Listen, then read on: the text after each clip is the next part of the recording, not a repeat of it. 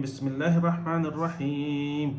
وإذ ابتلى إبراهيم ربه بكلمات فأتمهن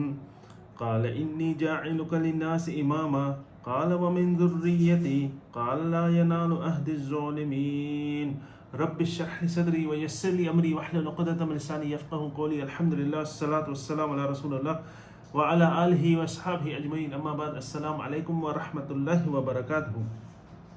سورہ بقرہ کی آیت تھی جس میں اللہ سبحانہ و تعالیٰ ابراہیم علیہ السلام کا قصہ ہمیں بتا رہے ہیں۔ ابراہیم علیہ السلام، اگر آپ کو رسول صلی اللہ علیہ وآلہ وسلم کو، ان کی زندگی کو، ان کی سیرہ کو سمجھنا ہے تو یہ آپ کے لیے لازمی ہے کہ قرآن میں اللہ سبحانہ و تعالیٰ نے ابراہیم علیہ السلام کے بارے میں کیا بتایا ہے، کیونکہ یہ ایک ہی اسٹوری ہے، ابراہیم علیہ السلام اور ہمارے رسول صلی اللہ علیہ وآلہ وسلم۔ تو جب ابراہیم علیہ السلام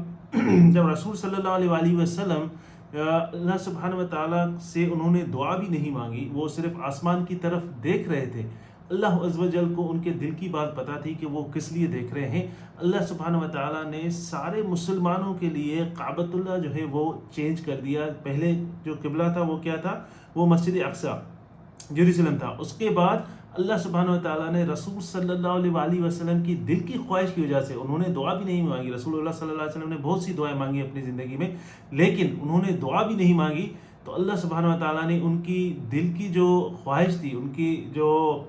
دل کی آواز تھی، اس کو اللہ سبحانہ و تعالیٰ نے قبول کیا۔ اور اللہ عز و جل نے ہمیں قرآن میں بتایا کہ یہ جو قبلہ چینج ہوا، یہ کس کی وجہ سے چینج ہوا۔ آج آپ لوگ جس طرف قبلے کی طرف منہ کر کے نماز پڑھتے ہیں، وہ قبلہ چینج ہوا کس کی وجہ سے؟ رسول صلی اللہ علیہ وآلہ وسلم کی وجہ سے۔ وہ کیوں ہوا؟ وہ کیا قصہ تھا؟ جب ابراہیم علیہ السلام جو ہے وہ سب سے مشکل جو آزمائشیں تھیں وہ ابراہیم علیہ السلام کی تھی۔ ابراہیم علیہ السلام کی آزمائشیں اپنی اولاد میں، اپنی فیملی میں، اس کی اپنی جو جب وہ چھوٹا تھا اس وقت اس کی آزمائشیں۔ تو ابراہیم، کسی بھی پرافٹ کو اللہ سبحانہ و تعالیٰ نے یہ نہیں کہا کہ آگ میں کود جا، کسی کو بھی یہ نہیں کہا کہ اپنے بیٹے کو ذبح کر، کسی کو بھی یہ نہیں کہا کہ اپنے چھوٹے دودھ پیتے ہوئے بچے اور اپنی بیوی کو جو ہے وہ پہاڑوں کے بیچ میں جہاں پہ کوئی بھی انسان نہیں ہے وہاں پہ چھوڑ کے چلا جاؤ۔ تو یہ سب سے مشکل آزمائشیں جو تھی وہ کس کی تھی؟ ابراہیم علیہ السلام کی۔ جب یہ ساری آزمائشیں ابراہیم علیہ السلام نے کراس کی، سارے ٹیسٹ پاس کیے، اور جب اس کو ریوارڈ کا، اس کا جو انعام کا ٹائم آیا، تو اللہ سبحانہ و تعالیٰ نے کہا کہ میں تم کو، قال انی جاعلک للناس اماما، میں تم کو لوگوں کا جو ہے وہ امام بناؤں گا، تمہیں لوگوں کا لیڈر بناؤں گا۔ تو ابراہیم علیہ السلام، جب آپ کو کوئی بھی ایگزام دیتے ہیں یا آپ کوئی بھی چیز اچیو کرتے ہیں اور آپ کو اس کا انعام ملتا ہے، ریوارڈ ملتا ہے، تو آپ خوشی مناتے ہیں، آپ پارٹی کرتے ہیں، آپ دعوت کرتے ہیں، تو آپ کو ایک ہیپینس ہوتی ہے، آپ کو خوشی ہوتی ہے۔ لیکن ابراہیم علیہ السلام کو یہ چیز پتہ تھی کہ سب سے مشکل جو آزمائش ہے وہ کیا ہے؟ اولاد ہے۔ تو ابراہیم علیہ السلام نے کہا قال ومن ذریتی، یا رب مجھے تو آپ نے لیڈر بنا دیا، میں تو پاس ہو گیا، ٹھیک ہے، لیکن میری ذریہ، میری جو اولاد ہے، اس کی اولاد ہے، اس کی اولاد ہے، میری ذریہ جو ہے اس کا کیا ہوگا؟ میری جنریشن کا کیا ہوگا؟ مجھے تو، میں تو ٹھیک ہے، لیکن میری اولاد، اس کی اولاد، اس کی اولاد، اس کا کیا ہوگا؟ اب اتنی آزمائشوں کے بعد اللہ سبحانہ و تعالیٰ نے ابراہیم علیہ السلام کو جو ہے وہ کہا کہ تم نے ٹیسٹ پاس کر لیے، میں نے تم کو لیڈر بنا دیا۔ تو اس کے بعد ابراہیم علیہ السلام نے ایک دعا مانگی، اللہ سے کہا کہ میری ذریہ، اس کا کیا ہوگا؟ تو اللہ سبحانہ و تعالیٰ نے کیا کہا؟ قال لا ینال عہد الظالمین، میرا جو قول و قرار ہے، میرا جو پرامس ہے، وہ جو رانگ ڈور ہیں، جو مشرک ہیں یا جو اللہ کے احکام نہیں مانیں گے، ان کے لیے نہیں ہے۔ اللہ سبحانہ تعالیٰ نے ان کو، ابراہیم علیہ السلام کو منع کے انڈائریکٹ وے میں کہہ دیا کہ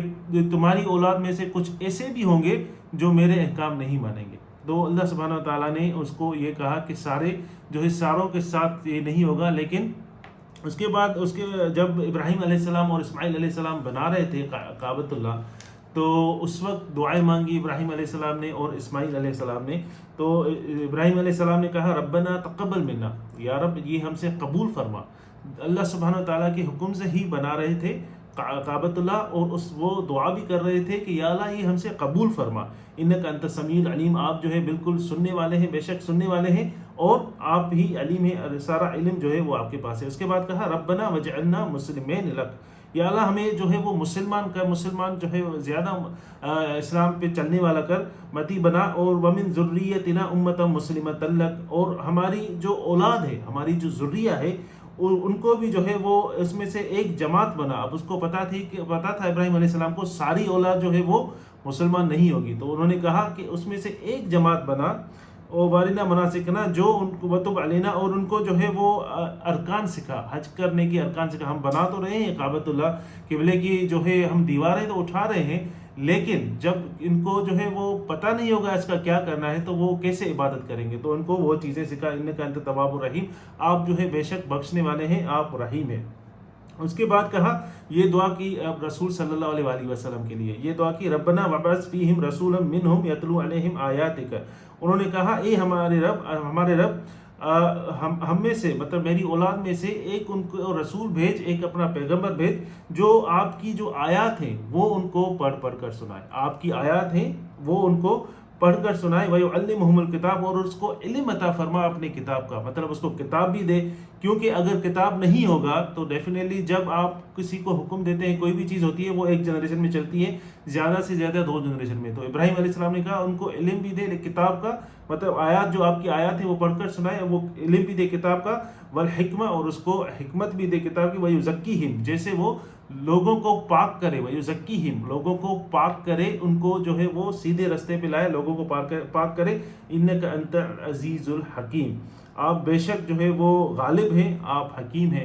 تو جب ابراہیم علیہ السلام نے یہ دعا مانگی ہزاروں سال پہلے، رسول صلی اللہ علیہ وآلہ وسلم کے آنے سے پہلے، ہزاروں سال پہلے، اس وقت نہ کوئی کیمرہ تھی، نہ کوئی لکھنے والا تھا، نہ پین قلم، کچھ بھی نہیں تھا۔ اللہ سبحانہ و تعالیٰ یہ اسٹوری ہمیں قرآن میں بتا رہے ہیں، تو یہ اس وقت ابراہیم علیہ السلام نے یہ بھی دعا کی کہ اس شہر کو امن والا بنا اور اس میں رزق عطا فرما،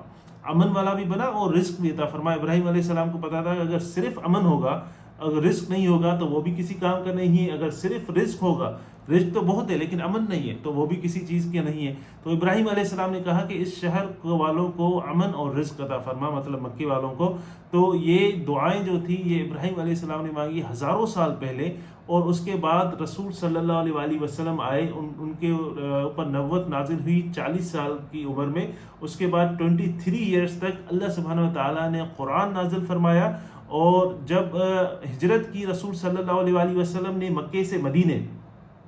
تو پہلے جب وہ مکے میں تھے تو وہ نماز جب پڑھتے تھے تو قبلہ اس وقت کیا تھا؟ جیروسلم، مسجد اقصیٰ تھا، تو اس وقت جب وہ نماز پڑھتے تھے تو کعبۃ اللہ کے ایسی طرف کھڑے رہتے تھے جیسے نماز پڑھتے وقت کعبۃ اللہ کو پیٹھ نہیں ہو، اس کے جو ہے اس کی جو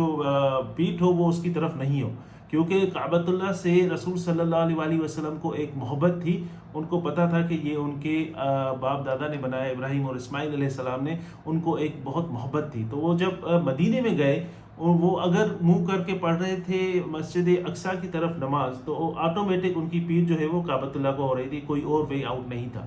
تو اس وقت رسول صلی اللہ علیہ وآلہ وسلم صرف آسمان کی طرف دیکھتے تھے، اور آسمان کی طرف دیکھنا اس کا اللہ سبحانہ تعالیٰ نے وہ بیان کیا ہے قرآن میں کہ میں تمہارا آسمان کی طرف دیکھنا جو ہے وہ جانتا ہوں کہ آپ کس لیے آسمان کی طرف دیکھ رہے ہیں، اور اسی لیے میں نے کعبۃ اللہ جو ہے وہ چینج کر دیا۔ سارے مسلمانوں کو اللہ سبحانہ و تعالیٰ نے حکم کیا کہ اس دن کے بعد جو بھی نماز پڑھے گا سب کی ڈائریکشن جو ہے وہ کعبۃ اللہ کی طرف ہوگی، مکے کی طرف ہوگی، اور جو پہلے جیروسلم تھا اس کی طرف نہیں۔ یہ کیوں ہوا؟ کیونکہ رسول صلی اللہ علیہ وآلہ وسلم کی دل کی خواہش تھی، تو اللہ سبحانہ و تعالیٰ نے ان کی جو دل کی خواہش تھی، ان کے مانگنے سے بھی پہلے رسول صلی اللہ علیہ وآلہ وسلم نے بہت سی دعائیں مانگی، لیکن یہ دعا نہیں مانگی۔ اللہ عز و جل کو ان سے جو محبت تھی، وہ محبت اس سے ظاہر ہوتی ہے کہ اللہ سبحانہ و تعالیٰ نے پورے مسلمانوں کے لیے کعبۃ اللہ چینج کر دیا۔ یہ دعائیں جو ہیں ابراہیم علیہ السلام نے ہزاروں سال پہلے مانگی تھی، اس کے بعد یہ دعا قبول ہوئی اللہ سبحانہ و تعالیٰ کی۔ جو رسول صلی اللہ علیہ وآلہ وسلم آئے وہ رحمت للعالمین ہے،